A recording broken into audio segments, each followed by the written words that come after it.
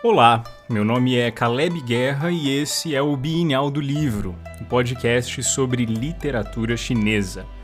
E o tema do episódio de hoje é Eu, não totalmente inocente, mas perdoável. Bora lá?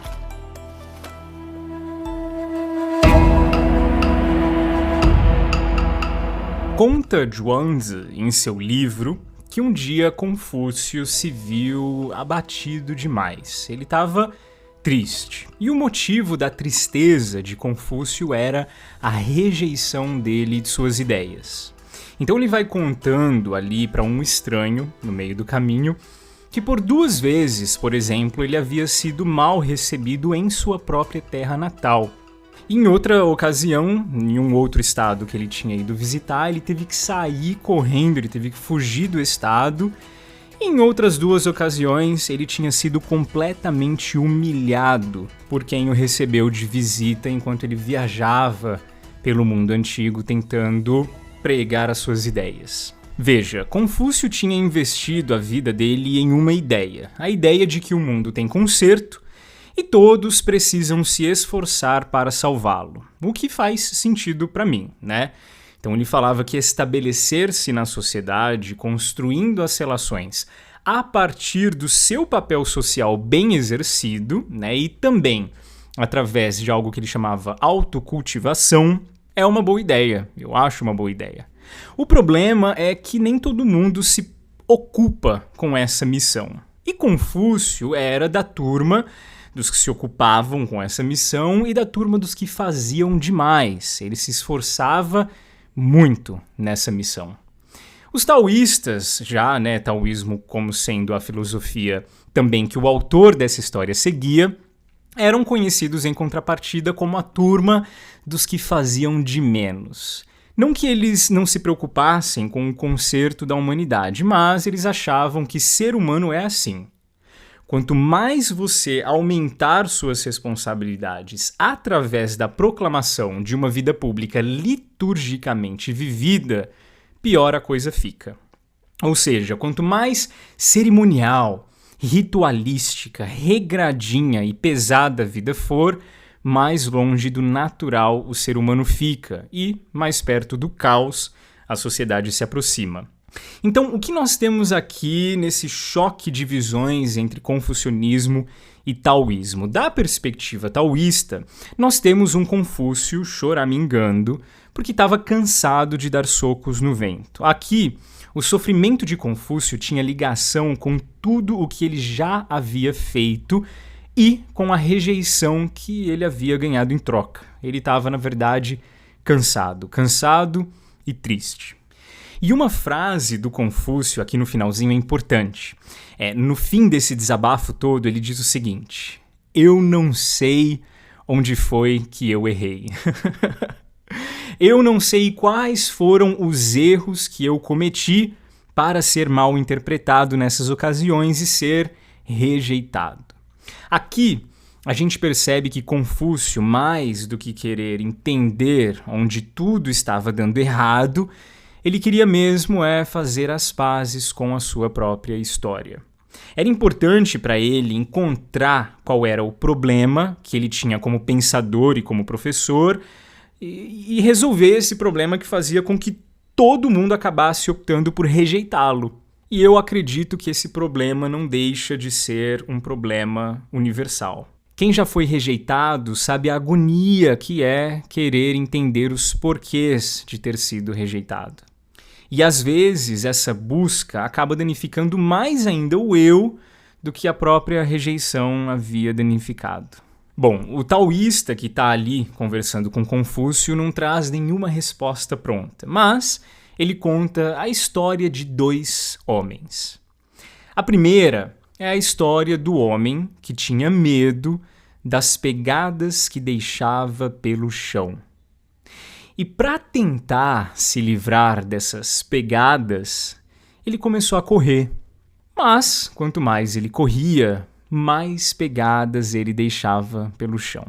E o cansaço do homem que detestava as próprias pegadas o levou à morte por exaustão. Da mesma forma, em uma outra história, havia um outro homem. Este detestava a própria sombra. E da mesma forma, achou que fugir dela era a solução. O problema, evidente. Quanto mais ele corria, mais a própria sombra parecia não querer largar dele. E imagino eu que quanto mais o dia foi passando e o sol se pondo, maior foi ficando a sombra dele no chão, até que ele também morreu exausto de tanto correr da própria sombra. O desespero de ter medo das próprias pegadas e de detestar a própria sombra. E o dilema de Confúcio era exatamente ser rejeitado enquanto ele se considerava bom. O 5º capítulo do livro Analectos de Confúcio é um capítulo onde ele vai pontuar e criticar pessoas. Seus discípulos, monarcas da época, enfim, vão perguntando para ele, Confúcio, e fulano de tal? Daí ele vai lá e dá opinião sobre o fulano de tal. Aí vem uma outra pessoa e pergunta, Confúcio e tal pessoa. E Confúcio vai lá e pontua essa pessoa ou fala sobre ela. Algumas dessas críticas foram boas e outras foram péssimas. No fim desse capítulo, depois de tecer críticas e elogios a meio mundo, Confúcio termina dizendo que o melhor de todos é ele mesmo. Ele diz que em 10 famílias você vai achar um só parecido com ele e mesmo esses não são tão bons no estudo quanto ele. Confúcio era bom realmente de estudar e entender o mundo, e a crise dele jaz aqui. Esforçado como eu sou, porque o mundo me odeia. E as histórias que o mestre taoísta contou trazem uma conclusão. Como toda conclusão em histórias tipicamente taoístas, ela é muito óbvia. É uma solução facilmente encontrada na superfície do pensamento. Depois de dizer, através de histórias, que Confúcio estava se esforçando muito, porém sempre voltado para trás, buscando provar o seu presente e o seu futuro pelas expectativas passadas de quem ele havia sido e do que ele havia feito, o taoísta diz que esses 2 homens da história, assim como Confúcio, poderiam simplesmente ter entrado debaixo de uma árvore e descansado.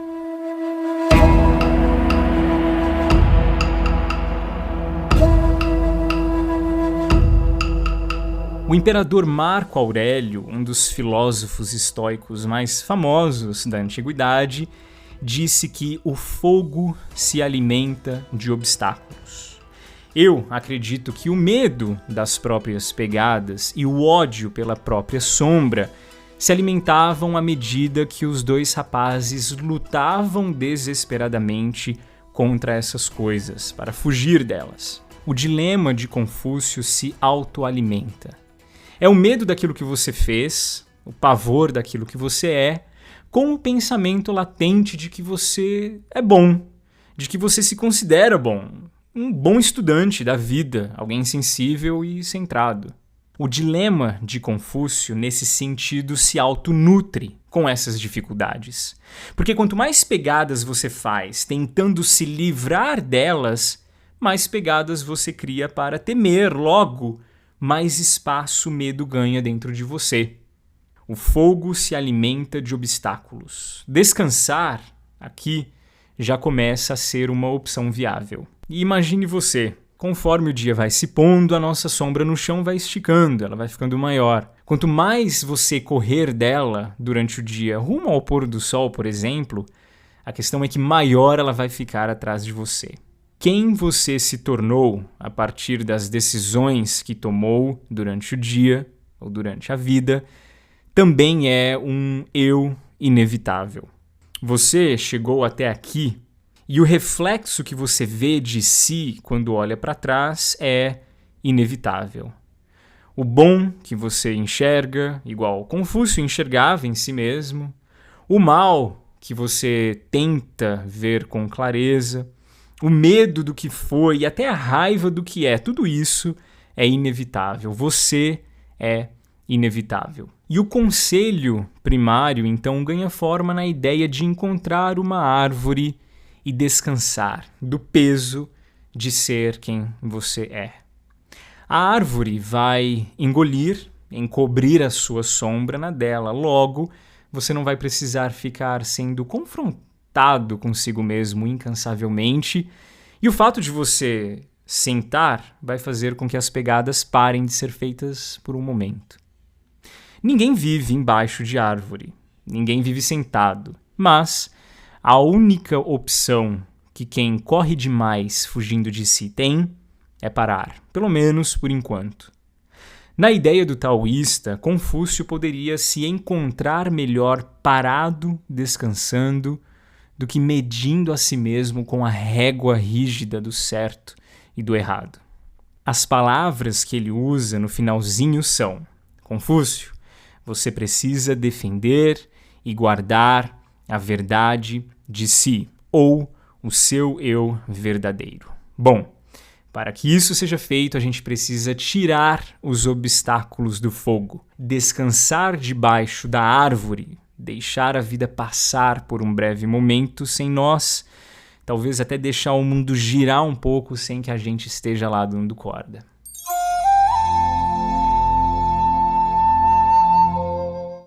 Bom, essa semana a cantora Adele lançou uma música nova, prelúdio de um CD inteiro que vem no mês que vem, e deu uma entrevista para a revista Vogue para divulgar o álbum. Nessa entrevista ela conta que um divórcio com seu ex-marido foi parte da inspiração para todas essas canções, mas não só isso. Em uma parte da entrevista ela diz que era algo mais como se ela estivesse se divorciando de si mesma. E puxando esse gancho aqui com a Adele, eu acredito que às vezes, para a gente conseguir defender e guardar o nosso eu verdadeiro, a gente precisa se divorciar do eu que já foi, ou dos eus que já foram. E essa estadia temporária debaixo de uma árvore descansando, ou esse divórcio consigo mesmo, é o que a gente precisa para conseguir bancar com vida nova o nosso futuro. Ser rejeitado, sendo bom, é o sofrimento de todos aqueles que tentam. E todos aqueles que tentam, inevitavelmente, já deixaram muitas pegadas por aí. Algumas dignas de orgulho, outras que trazem vergonha. Mas todas elas pegadas que existem e que não serão apagadas. Ser rejeitado, sendo bom, é o sofrimento de todos os que permanecem firmes em pé no pôr do sol. E todos os que permanecem firmes em pé no pôr do sol, inevitavelmente têm sombras grandes no chão. Às vezes, sombras dignas de orgulho, outras vezes sombras que envergonham, mas sombras que existem e não serão apagadas. Independentemente do próximo passo, das próximas pegadas e da forma da sombra futura que nós teremos, a gente precisa procurar um lapso no tempo do mundo e descansar. O seu eu verdadeiro, ouvinte do Bienal, vai além do que você já fez e vai além do que existe hoje de você. E é esse eu que você precisa encontrar descansando debaixo de uma árvore. Bom, meu nome é Caleb Guerra e esse foi mais um podcast do Bienal do Livro. O podcast Bienal do Livro é parceiro da Aboio. Confere lá no site www.aboio.com.br tudo o que eles já fizeram e fiquem ligados nas redes sociais, tanto da Aboio quanto do Bienal do Livro. Um grande abraço e até a próxima.